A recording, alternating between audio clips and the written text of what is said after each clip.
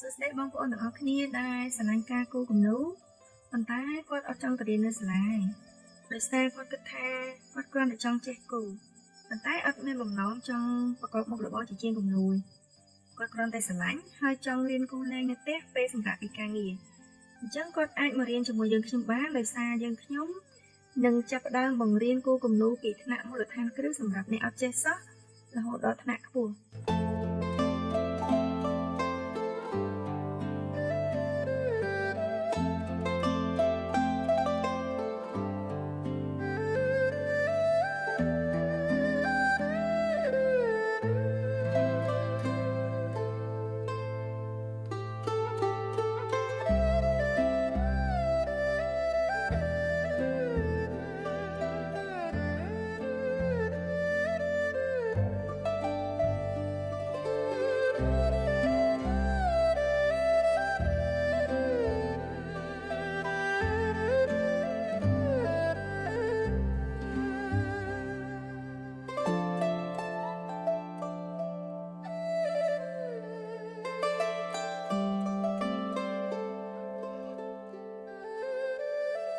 អញ្ចឹងបើសិនជាបងប្អូនចង់រៀនកុំភ្លេចតាមដានវីដេអូរបស់អ្នកខ្ញុំទាំងអស់គ្នាណាបាយបាយ